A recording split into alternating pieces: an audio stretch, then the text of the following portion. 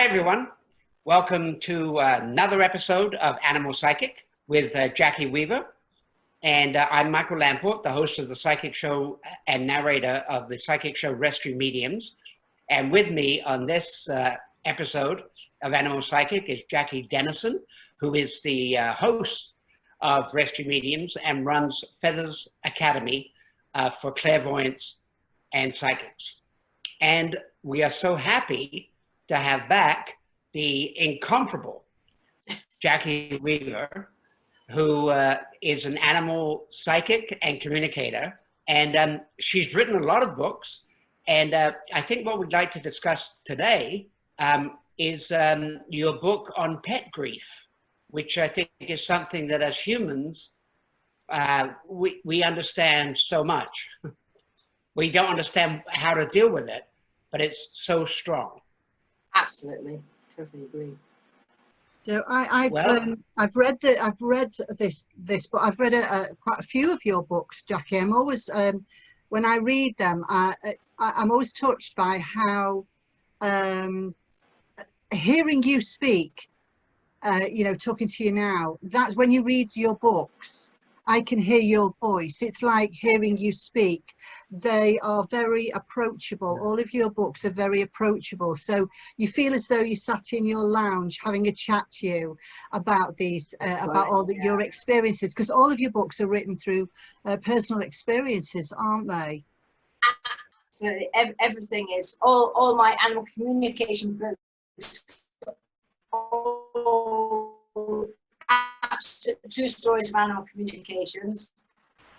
And then this book, Pet Grief, is again, there's other stuff to help people's mindsets and stuff, because I'm actually qualified in a thing called NLP. So it just means I know some processes that we can use to help our minds. So I just thought this would be very useful. And to be honest, on Amazon, I've got loads and loads of reviews, and all positive, and different people find different things to help them, which is really nice. So I'm just really grateful that people find it good.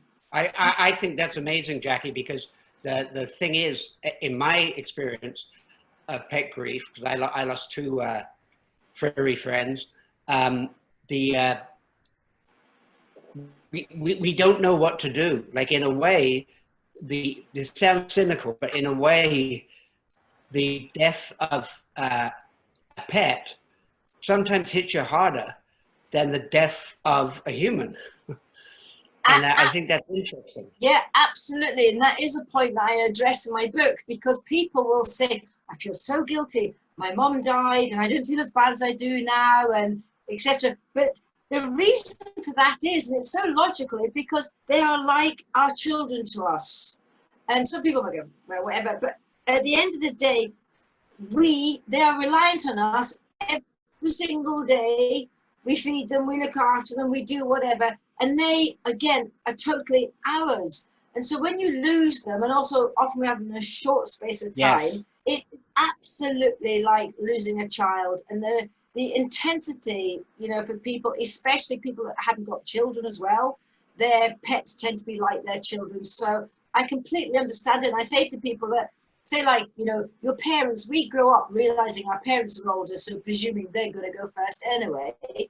Yeah. So that's kind of the normal. But with animals, we just pour so much love into them, and we get basically unconditional love back. And again, with people, sometimes you don't. So it's such heartbreaking. And also the fact is, some that go so young as well, which is just, again, like me losing a very young child, heartbreaking. Yeah, and you're right, because one of the one of the difficulties about, I think, pet grief is that we only sort of get them for a maximum of 14 or 15 years. Yeah. Because that's like their lifespan. So, and it's just weird. I know. But then you go, like, people that get Great Danes, they live to probably 9 at a push. So that's, and then we go on to, like, a lot of these specifically bred animals are having major congenital problems. So they're born with all these things that have gone through the genes and mixing stuff up. And some of them are living to like 2, 3, 4. And, you know, but once you, and everybody recognizes you have a pet, even for a week, you get a little cat, puppy or whatever, you fall in love with it. So you can't go, oh, I'm going to send it back because it's got, you know, congenital heart problems or whatever. So you know, and some people have to live like this for years, watching an animal thinking, I know I'm not going to have you for long. So it's really hard. And they share that journey with you, don't they? They share, you know, all the things that you go through within your own life. They share that with you. They're very empathic animals, aren't they? They can sense. If you're upset, they can sense that you're upset. It's quite uncanny how that happens. It is. And actually, today, I think it was today, chatting to a client, and I just thought the animal, dog, I can't remember, said the most amazing thing because it was so in tune with her. It was, yeah. And anyway, it was a little dog. And he said the most amazing thing. And he said to her to say, and he just said, you know, every day the sun shines. Even if you can't see it behind a cloud, it is always out and shining. That's so profound. It is, isn't it? And it's so true. Every day the sun will rise. I know. We use animals now, I believe, a lot in hospitals because they can connect with people and they can sense. And over in North America here, they've done some programs. I don't know if they've done it in the UK, where they send dogs into penitentiaries, and so the prisoners deal with the dogs. And to all intents and purposes, the criminals' tension goes down. So there's less rioting because they talk to their dogs. Yeah. And there was a film, I can't remember the film, when he had like a pet bird. And he was just giving his love to this little bird, which was just so good. And we all need to be able to give love. Okay, yes, you know, they're in prison for whatever reason. But at the end of the day, it is a natural, normal thing for us to want to give love and receive it. Can you talk a little bit about what you were saying about how to deal with the grief? You mentioned earlier about, you know, as humans, or as cats call us, humans. Yeah. Yeah. Well, what's a good way to deal with the grief? Well, there's lots of different facets of it, and depending on what a person's like and whatever. But one thing is there's a thing that I've called, like, you know, the grief curve, and in other things they call it the change curve. So it's in life. If you actually look at life, when something happens, whether it's, you know, something really bad or grief, suddenly our world is rocked. So if you look at a curve, right, the grief happens and we're in this place of, oh, pain. And then as time goes on, we naturally go into the acceptance that this has happened and the understanding, and basically, eventually you will come up the curve, out the other side. And this happens in life in so many things. So what I often say to people, and it's kind of getting your brain to recognize something. So for example, I say to people, okay, at this moment in time, can you recall something that is not emotionally hurting you now?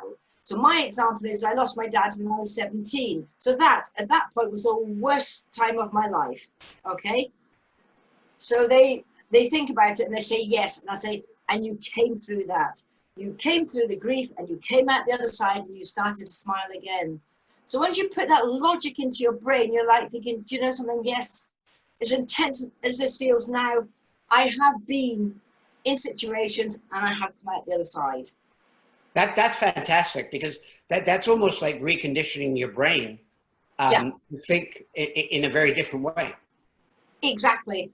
And then just understanding things, because also in my book, it's like how to cook before and after, because we have pets, and I actually address the point saying, you know, obviously when something happens, we go into emotion, and when we're in emotion, it's like a seesaw. Our logic is down and our emotion is up. So you're not in a place to really make good, sensible decisions. And I say that applies to human life as well. So if you think of it, if you're in emotional stuff, just think, okay, draw back, because my logic is way down. So what I say to people is, in the good times, when your animal's absolutely healthy, make some decisions now. For example, like I've got a Jack Russell. So I say, like, to be honest, if he got cancer, unless chemotherapy really transforms into like a really like eye-to-eye chemotherapy, and it saved me. But if there's like a huge advances that, you know, the animals are truly living and having a life without sufferance and a decent length of life, then yes, I would think I consider it. In my mind, if say he needed a leg removed, yep, fine, because it's in my mind, he's not too big, 3 legs, he'd cope fine. So I say to people is, rather than going to the vets and then you're at the table and they go, right, this is what it is, and your mind goes in complete panic, what you can do is, once you put something in your subconscious, it will sit there, and then it will just spring back forward. And so just making decisions. And the biggest thing that I say to people is, remember, this is your pet, you are in charge. Yes, you're at a vet, so you're feeling emotional, but sometimes people feel railroaded and they say to me, I wish I hadn't done that. So I say to people again, just repeat it to yourself a few times in your head and just say, you know, like, please, can I have some thinking time? If my animal's not going to suffer at this point in time, please, I just need to, even for an hour, step back and have a think about this. We have the same right as humans do with humans in hospital. And most vets understand that, don't they? Oh. Yeah. So sometimes I just got my work where people say, I panicked, they said, do it, and I did it. But now I wish I hadn't. Oh. Yeah. So if an animal's in a stable condition, you can think, okay, it's not an emergency, but there's a problem. You can actually step back and think, okay, what do I want to do? Say if an animal's got a big tumor and he's 13 years old, do you really want to put him through that operation? And you can ask questions, what are they going to gain from this? You know, quality of life. And I have to say to people, it's kind of think of like an old person, you know, of senior years. Would you really want to say, well, actually, tell you what, we'll do this to try and gain you an extra 6 months? Sometimes you have to think of quality of life. No, I agree with you. And that analogy to humans, I think, is really significant, because when people say, like, no, we'll just get rid of the cat or the dog because it's got a problem, so we'll put it down. Yeah. But we don't tend to say that about our parents or elder people, of course. No. But when we all become much elderly and we're in a hospital bed, I think one of the first things I would say, and you can speak to animals, and as an animal myself, I would say, you know what? No, just take me off life support, because I'm done. Yeah, absolutely. And again, it's kind of like if you go in, and there's a story in one of my books, and a dog that had an enlarged heart. So if we go back in time, I'm an ex-veterinary nurse, we had simplistic things like x-rays. So say if you x-rayed a dog and it's got an enlarged heart, okay? So somebody comes back and says to you, and there's a client that told me about this, and so basically the vet says, look, your dog's got an enlarged heart, ask the questions, you know, what do you think's going on, etc., what treatments, whatever. And sometimes they'll say, oh, we'll send them for CT scan, which is serious money. So my question is, what difference will that make? My dog's still got an enlarged heart. What difference will it make? So that way, because I know, and I maybe speaking out to, there's people will recognize people are left with thousands of pounds worth of debt. Yes. And so I just think, if it was like a human, again, they'd x-ray that person and say, oh, your granny's got a really enlarged heart. They wouldn't then send her off for an expensive MRI and go, yes, she's still got an enlarged heart. So it just kind of, just having these thoughts in your head first, thinking, actually, I'm going to ask questions and stuff. So it's sorting things out when everything's easy and you're not in emotion. You talk about tapping in your book of pet grief. It's a way of coping, like the tapping, like the EFT. Yes. Yeah. Yes, how does it help with pet grief? Right, because I give the example of how simple this is you know, like you get children that say 5 absolutely fine. Yeah, they can be screaming and then they're fine and out playing happy, right? Because they have a thing which is just under the bump there called the thymus gland. Okay, and in children it's prominent, so it does its job because they don't try and work everything out. They just have a fit about something and then they're back to normal. But we can actually encourage that to work. Anybody can do this, and it's so simple. And there's, you know, there's athletes do it, actors do it, lots of people do it, but just maybe not openly. But it's so simple. And I say to people, right, if you're in like grief, often the first thing you will do is look down, because it's looking down into the depths of despair, right? First thing to do is look up, because that confuses your brain. Your brain's like, oh, so it just gives a quick stop in the brain's what's happening. And then look at a spot on the wall and just let your eyes focus on that. And then they'll probably just go slightly out of focus, which is called like peripheral vision, and just tap. So you just breathe in and breathe out. Breathe in and breathe out. And you can just do that for a minute or so, and I'll tell you one thing, it just brings your stress down. So many things in there that will just help people in normal life. So I often say, like in situations, like, I need a wee, off I'll go, tap away, get myself into a better place, and then just carry on. Yeah. So when you do this, then, what are you actually tapping? What's if you come down your neck, there's like the 2 bones that sort of make a U shape, and come down, and there's a bit of a bump. So it's just so it's just there, and basically it sounds like a drum. So you tap it. It sounds quite hollow. So you just tap, tap, tap, tap. And you can hear it. You can hear yourself tapping, and it doesn't hurt. But what are you tapping that makes you relax more? Because underneath there's this thing called the thymus gland. Yes. And that's what I explained, that in a child it's a lot more prominent, and it produces like probably endorphins or something like that. So why children can go from up here really annoyed to hey, happy as Larry. So what we do is we force it to actually activate it and get it to bring the good feel-good factor, endorphins, to us, to let us come back into calm. I wanted to ask you, Jackie, and I don't know if I mentioned it in the previous episode we did, but you talk about pet grief. When people sadly have to put their pets down, my vet, she told me that a lot of people, and I'm one of them, don't come into the room where they're putting the pet down. Oh yes, you mentioned this before. Yeah, my vet said it's the last thing that nearly every animal does is look around for its family or its owner, or, you know, and she said she wished more people would come in.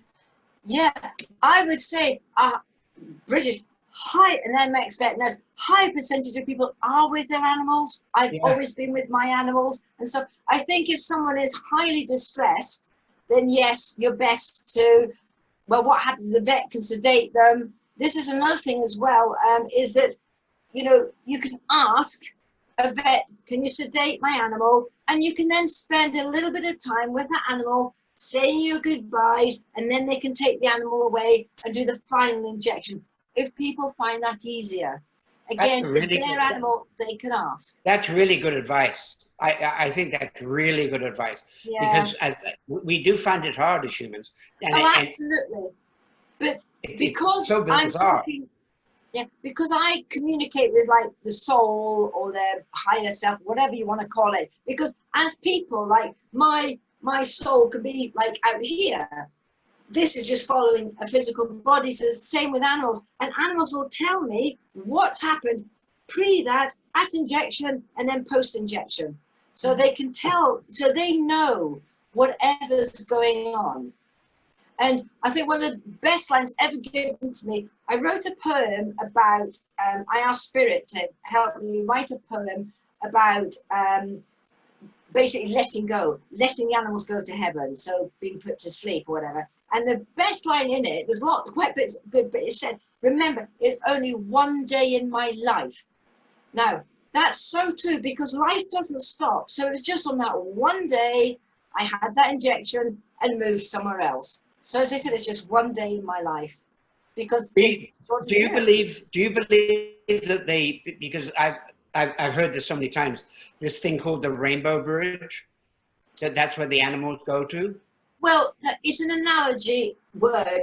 Like I use the word heaven because Right. it's just our brains can comprehend kind of a place called heaven. Rainbow Bridge, again, is just giving people a thought of the animal traveling to there. Because if you called it, oh, blank space, and they're off to the blank space, where it is, because it's just wherever, people wouldn't be able to comprehend that. So, yeah, it's an analogy, but it's a lovely one. You know, that's why we get like the pearly gate for humans. No, I love the analogy of it because, like you said, it would be like you as a communicator saying to cats as they passed, "You're going to go to dog heaven," and the cats are like, "Wait, no, that's hell." Yeah, but we They all wouldn't want to go there. Yeah. You know, it's interesting as well that you were saying about, you know, that about the poem. I've read that poem, and it's an amazing poem, and it's just like, it's just one day, and that the animal actually is aware of what you're doing. I've been with all of my animals when they've taken that final step themselves. I've been with other people's animals who weren't able to do that. And I've always felt when I've looked into their eyes that they were saying to me, thank you for being here. Thank you for helping me to take this step, for whatever burden it was, you know. And so it's good to be able to talk to them, either out loud or in your mind. Wouldn't you say so when that is actually happening? Totally agree, and we do it out of love. We don't do it out of inconvenience.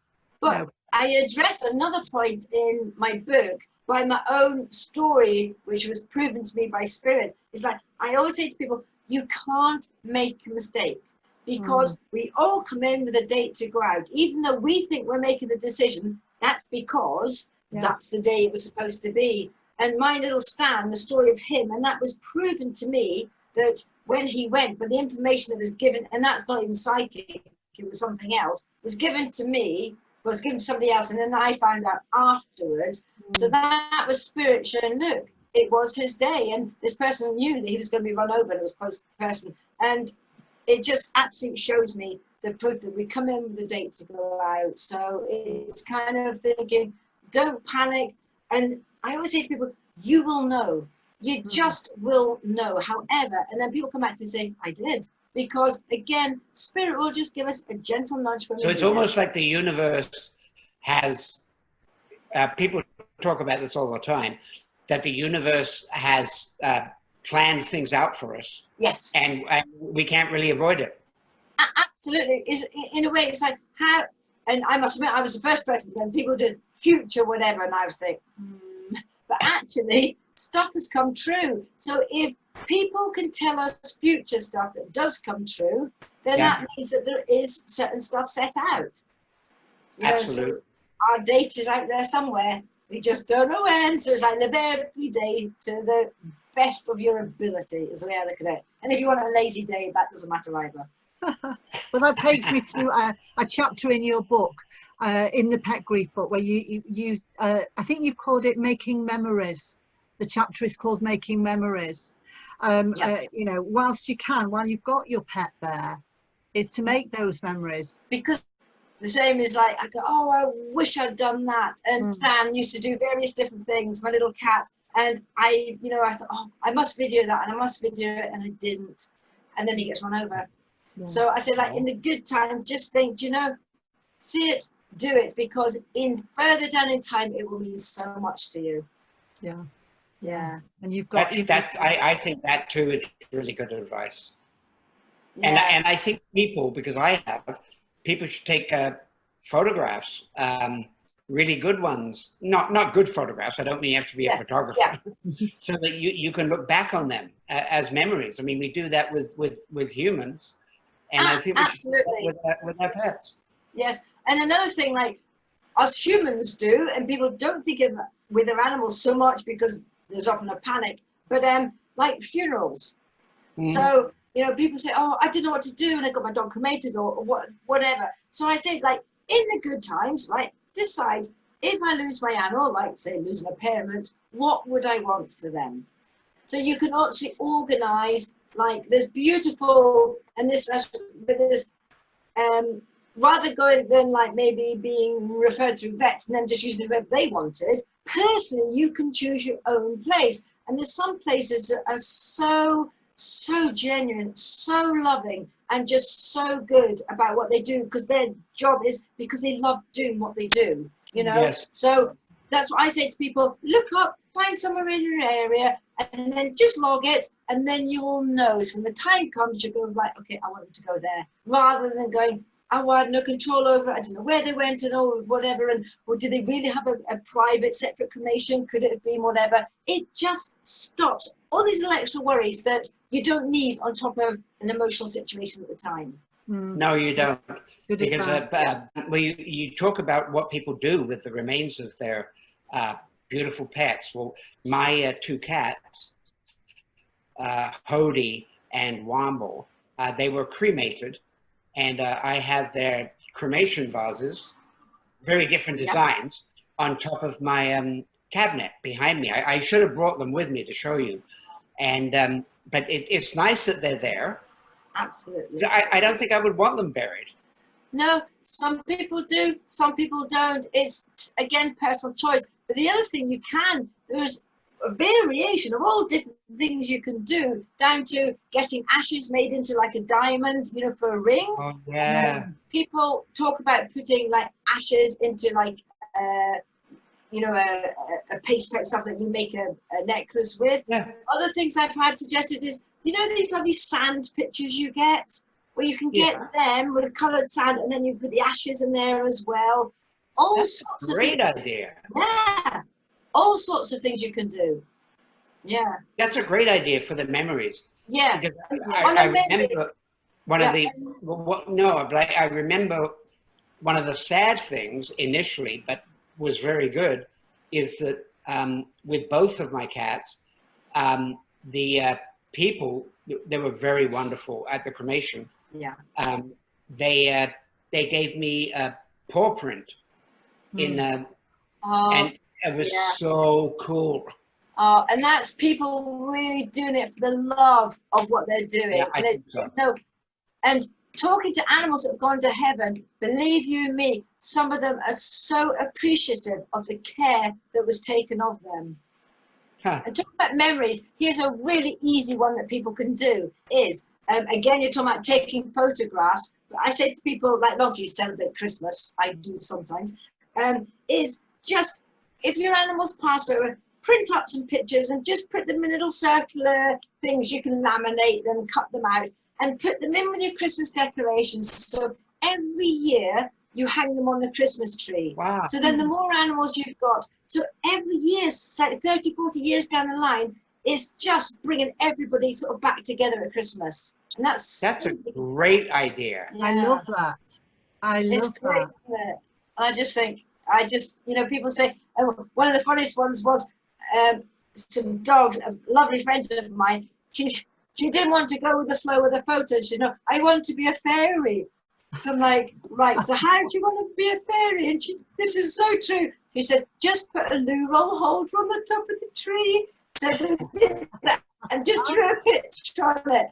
But you know, it made the owner laugh. So every Christmas, out comes this loo roll holder thing, you know, them inside of a loo roll, and they just laugh.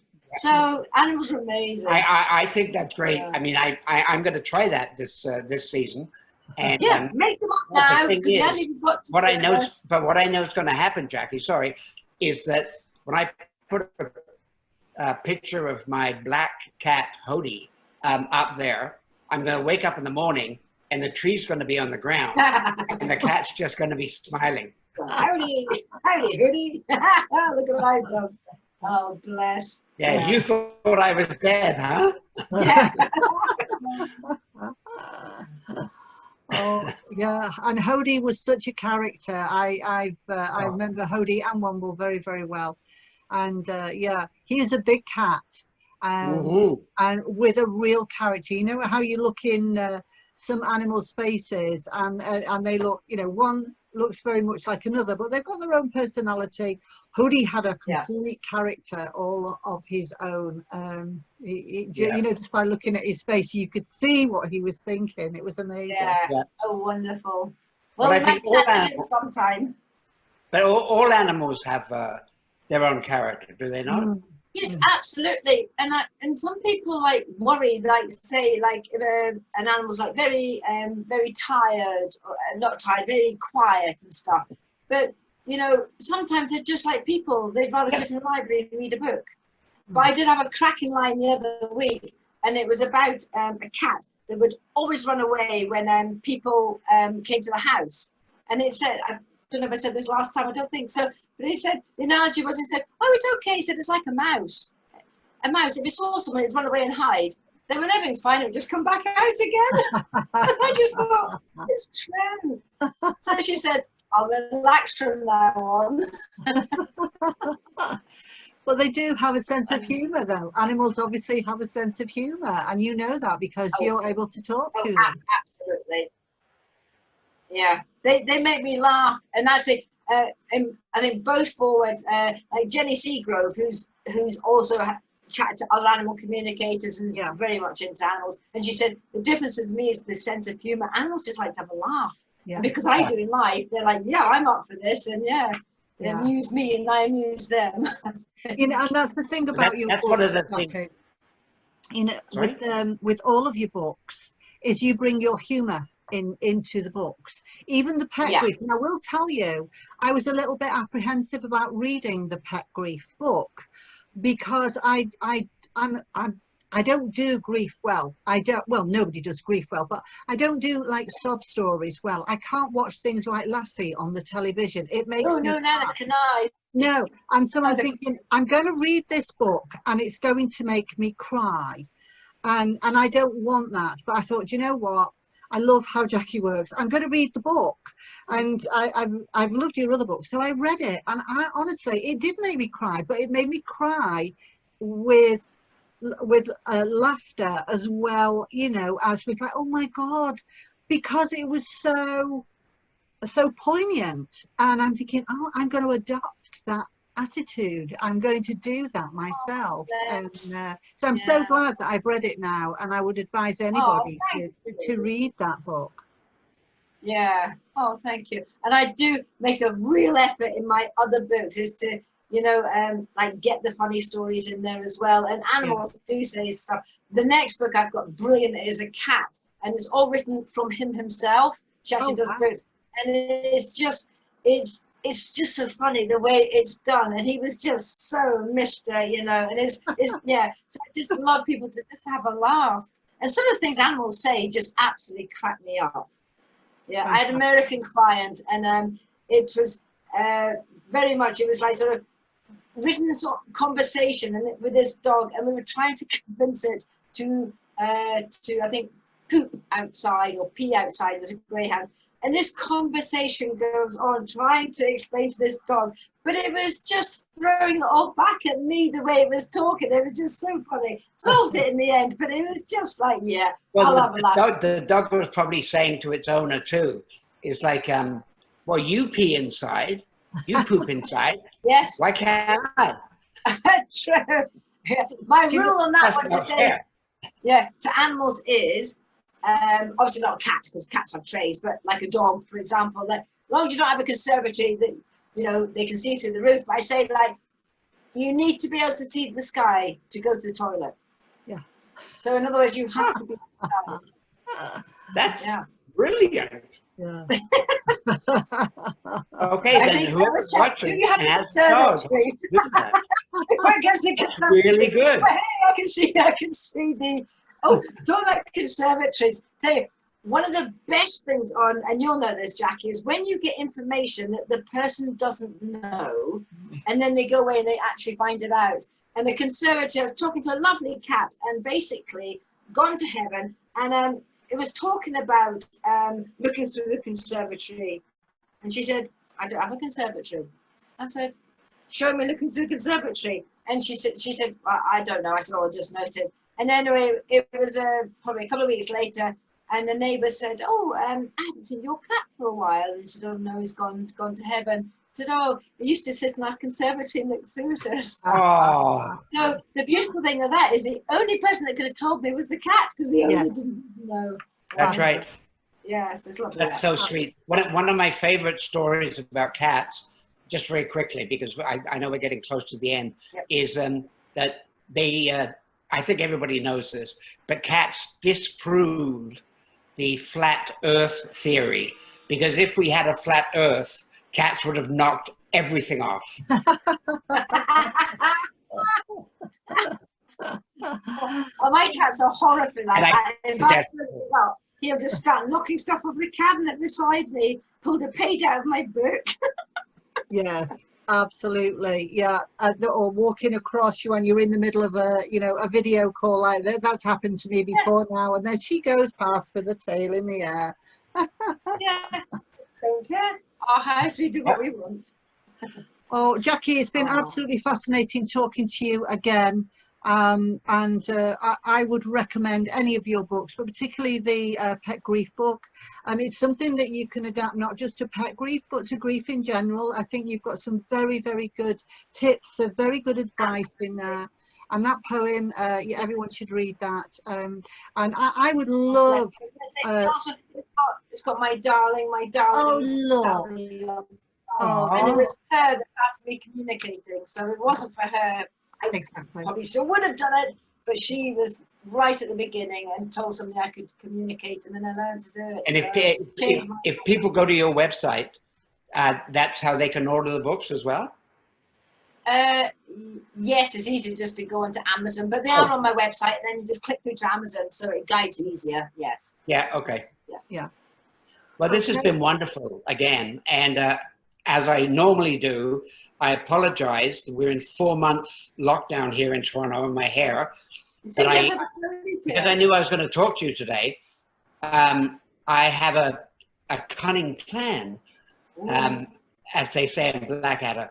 And my cunning plan is my vet is very good at, grooming dogs and cats.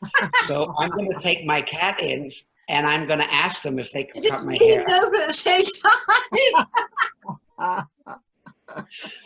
So instead of COVID, we can call it Covet.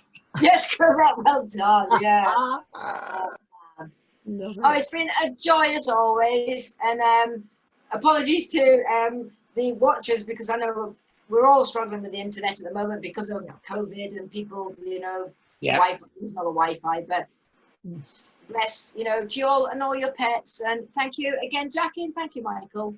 Thank you, Jackie. And thank you. Bye. Bye-bye. Take care. Bye. Bye.